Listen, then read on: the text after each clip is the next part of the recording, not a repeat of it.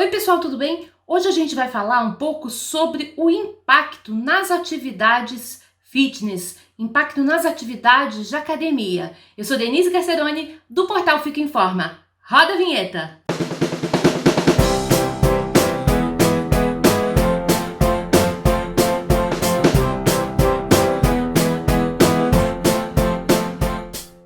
O que me motivou a estar aqui de novo para falar com vocês sobre esse assunto, sobre impacto, foi uma conversa que eu tive com uma amiga antes de começar uma aula de Zumba. Adoro fazer aula de dança, sobre impacto, né? E ela ficou muito espantada quando eu falei que o impacto na aula de Zumba era baixo.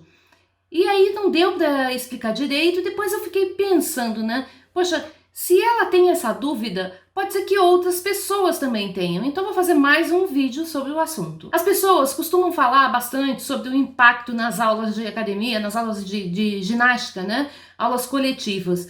Que essa atividade tem muito impacto, que aquela outra atividade não tem. E isso acaba gerando uma confusão e as pessoas não sabem muito bem sobre o que elas estão falando. Colocam aí o impacto como um grande vilão, quando na verdade não é bem assim. O impacto também traz benefícios para a gente, principalmente na formação de massa óssea. Então, é desejável sim que a gente faça, né, que a gente inclua e considere dentro do nosso treinamento, dos exercícios que a gente faz, exercícios que tragam algum tipo de impacto. Mas dá para fazer exercícios sem impacto na academia, né? Não estou falando de piscina, tá, gente? Estou falando dentro da academia, numa sala de ginástica, em aula coletiva. Para poder responder essa pergunta, precisa primeiro entender o que é esse tal de impacto. Mas antes de explicar isso para vocês, eu vou pedir para você que está vindo aqui pela primeira vez e que ainda não se inscreveu no canal, para aproveitar para se inscrever agora e aí clica no sininho para receber as notificações e ficar por dentro de todas as novidades que eu publicar por aqui. Se tiver com alguma dúvida, ficar com alguma dúvida, tiver algum comentário, coloca aí embaixo na área de comentários que eu sempre respondo. E se curtiu esse vídeo, claro, deixa um joinha aí embaixo, porque isso ajuda no crescimento do canal e ajuda a levar esse conteúdo aí para mais gente que tem dúvida ou que quer saber mais sobre esse assunto.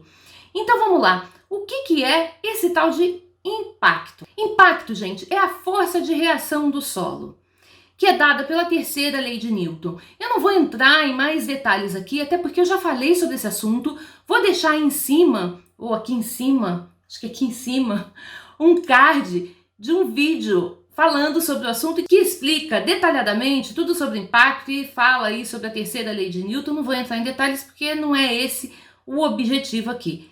Vamos direto, então, ao assunto. O que você precisa saber, assim, de início sobre impacto são 4 pontos. O primeiro, todo exercício que tem contato com o solo tem impacto, ok? Então, qualquer exercício que você faça e que tenha contato, né, dos pés com o solo, dos pés com alguma superfície, vai ter impacto. O segundo ponto é que o impacto ele é diretamente proporcional ao seu peso corporal. Então, quanto mais pesado você for, maior vai ser o impacto da atividade. O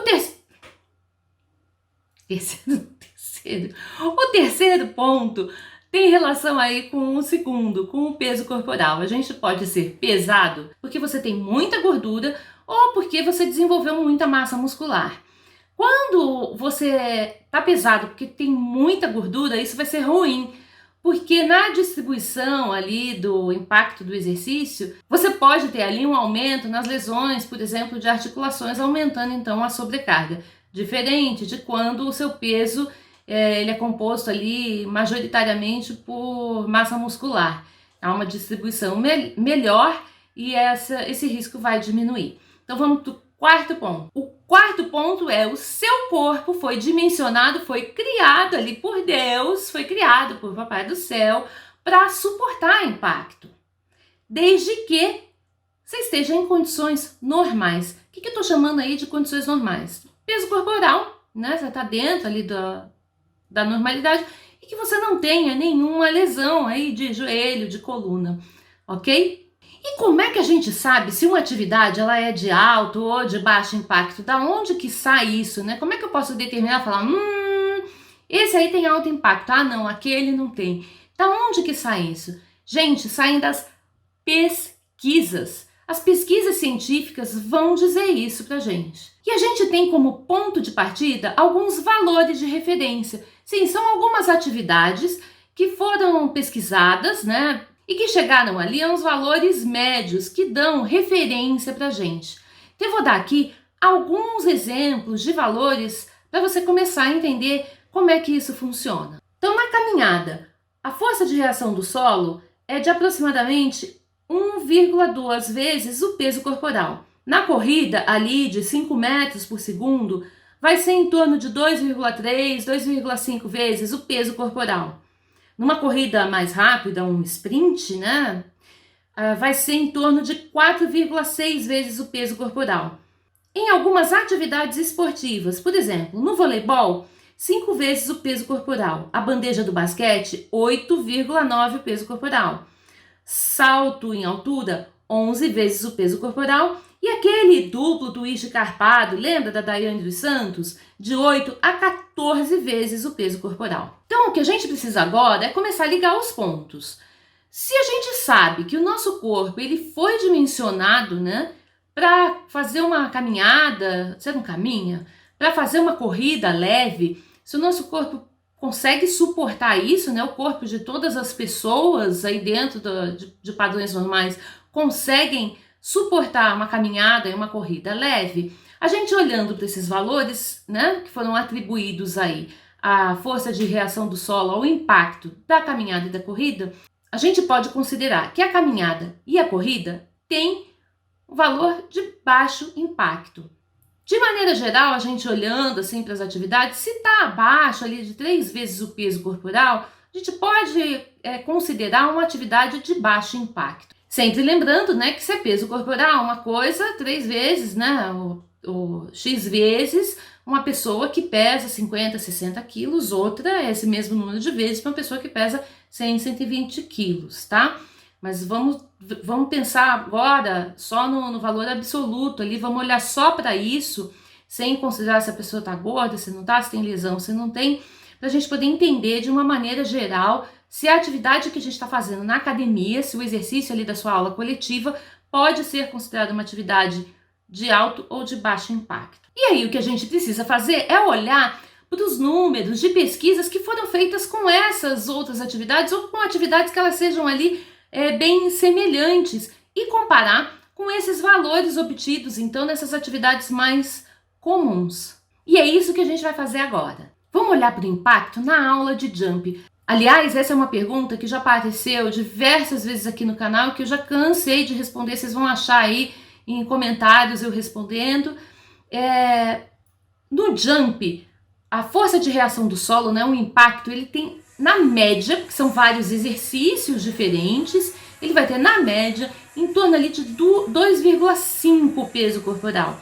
Isso pode chegar, dependendo do exercício que foi feito, até 4,9 o peso corporal. Olhando para isso, a gente vê que está ali perto dos valores da corrida, né? Que é 2,3, 2,5 vezes o peso corporal para uma corrida leve de 5 metros por segundo, até um valor aí aproximado, agora eu perdi a cola aqui, não lembro de cabeça, mas um valor aproximado para quando a gente está falando, a gente está pensando no sprint, né? Então, equivale ali mais ou menos ao valor da corrida. Portanto, como eu sempre falo aqui, se você tem liberação do seu médico, por exemplo, para fazer corrida, pensando no impacto, tá?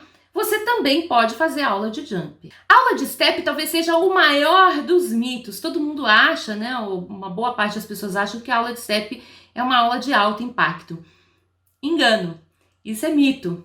Isso tá errado, é um equívoco. Então vamos lá olhar para o impacto na aula de step. Fica ali entre 1,61 e 1,79 o peso corporal. Olha, gente, é um pouquinho acima da caminhada e tá abaixo daquela corrida leve. E pode subir até 2,09 o peso corporal, isso foi visto em pesquisas, quando tem algum exercício de propulsão, né? Exercícios de propulsão são aqueles que você pisa no step, dá um salto que você tira, né? Os pés momentaneamente um pouquinho ali do step. Então, olhando para tudo isso, fazendo a comparação lá com as nossas referências, step é uma atividade de baixo impacto. E a zumba, fit dance, essas aulas de dança na academia, que vem ao encontro do que me motivou para fazer esse vídeo, que é a resposta ali para minha amiga. Por que que a gente considera esse tipo de aula uma aula de baixo impacto? Vamos dar uma olhada aqui nos valores que a gente tem. Eu vou ser sincera, eu não encontrei nenhum estudo ali que fosse específico, né, sobre zumba, pode até ser que tenha, né, ou sobre fit dance. Então eu tive que olhar para atividades que elas são similares. O que a gente tem bastante ali são valores da ginástica aeróbica, né, que se fazia ali na década de 80. E essas aulas zumba, fit dance, são uma mistura ali dessas aulas, né, de ginástica aeróbica com movimentos da dança. Então a gente pode olhar para essas duas coisas para poder tirar alguma conclusão sobre isso. Então vamos ver aqui. A gente tem como valores conhecidos ali o valor da marcha, né? Então ficar marchando 1, 2, 1, 2, 1, 2 na aula de zumba, na aula de fit dance, enfim, nas aulas de dança. Qual que é o valor que a gente tem para isso retirado então das aulas de ginástica aeróbica? De 1,9 a 1,16 o peso corporal. É ali próximo do valor da caminhada. Já os saltitos ficam entre 2,17 e 2,46 o peso corporal. Eu também achei um estudo que falava de sapateado. E para o sapateado fica ali entre 1,2 e 2,3 o peso corporal. Então, gente, tá aí. A aula de zumba, de fit dance, pode ser considerado sim uma aula de baixo impacto. Já as aulas em formato de circuito, né, treinamento funcional, aí que está bastante na moda, qual que é o impacto dessas aulas? Vai depender do exercício que você está fazendo em cada estação, né? Então, se tem um exercício que está fazendo jump, é o impacto do jump, no outro está fazendo corrida, é o da corrida e assim por diante, tá? Mas de uma maneira geral, olhando assim de uma maneira geral, o impacto nessas aulas fica ali entre baixo a moderado. Claro que se a gente coloca, ó, presta atenção, exercícios de pliometria, aqueles exercícios que você salta em cima de bancos altos, tá? Então esse impacto ali nesse exercício, ele vai aumentar consideravelmente, mas de uma maneira geral, a gente pode dizer que são atividades aí de circuito, de treinamento funcional, de baixo e médio impacto, ok? Agora, presta atenção no que eu vou falar, porque isso vai ter relação com todas essas atividades que eu falei, com o jump, vai ter relação com o step, com as aulas de dança, com as aulas de circuito. O que se observa em todas essas pesquisas é que quando você tem um aumento na velocidade de execução do movimento, você também vai ter um aumento no pico de força vertical desses exercícios, tá? E isso a gente não precisa nem ir muito longe. Se a gente olhar lá no início, aquelas referências que eu dei, quando a gente caminha, o valor é 1, quando a gente corre a 5 metros por segundo, esse valor aumenta, quando a gente corre fazendo um sprint, esse valor é ainda mais alto. Então, esse raciocínio, ele é demonstrado, ele é observado em outras atividades também, tá? Então, por exemplo, pega uma aula de jump. Se eu for fazer uma aula de jump com uma música com um BPM mais elevado, vou fazer mais rápido, para todos os movimentos, vai ter um aumento nesse pico, né, de força vertical. Para a aula de step, a mesma coisa. Na aula de step ainda tem uma outra coisa que vai influenciar esse impacto, que é a altura, né, do degrau. Quanto mais alto é o degrau, maior vai ser o impacto. Na aula de zumba, de fit dance, nas aulas de dança, de uma maneira geral, isso também vai ser verdadeiro. E o mesmo vale aí para os circuitos, né, para as aulas de funcional. Outro ponto que eu não posso deixar de falar é sobre o uso de calçados esportivos, tá, gente? Se a gente olhar para todas essas atividades e observar que elas têm um impacto ali que vai de baixo a moderado na maioria delas, né? Se a gente considerar uma música numa velocidade adequada, enfim, você pode estar pensando assim, poxa, então para que eu vou usar o calçado esportivo, né? Para que eu vou usar tênis?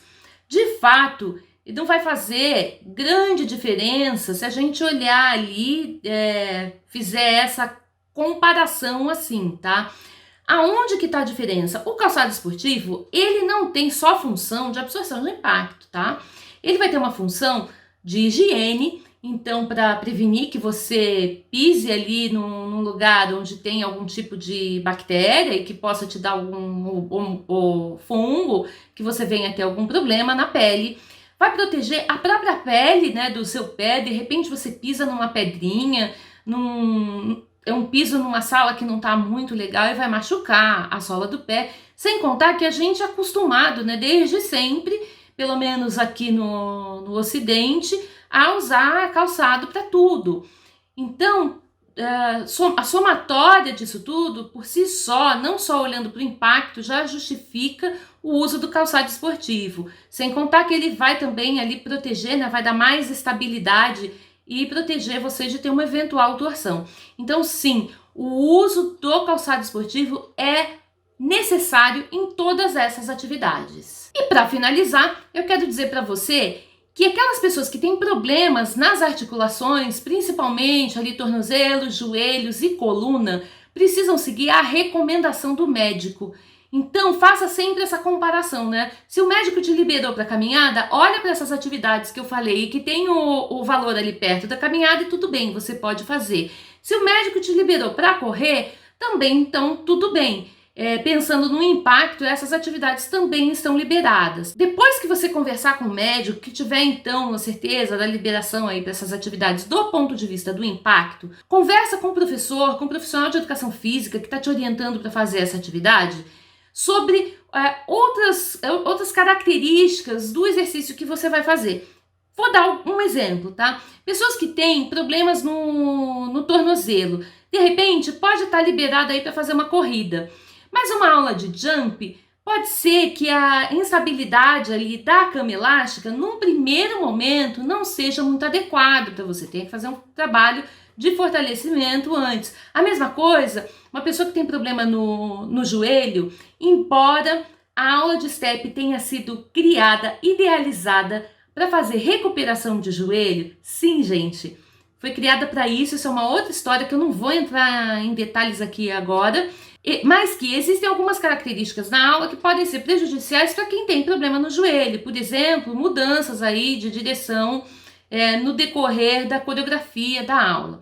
Então, não é só a liberação do médico, né? Depois que o médico liberar, conversa com o profissional de educação física para entender como é que é essa aula que ele vai dar e se de fato você pode fazer ou não. E por fim, vale você ter alguns tipos de cuidado, respeitar, né, o seu corpo e diminuindo ali a intensidade do exercício. Não precisa fazer igualzinho o que o professor está fazendo, né? O professor está ali se matando, né, de empurrar a lona, de fazer o exercício no jump. Você não precisa, pelo menos no primeiro momento, fazer igual.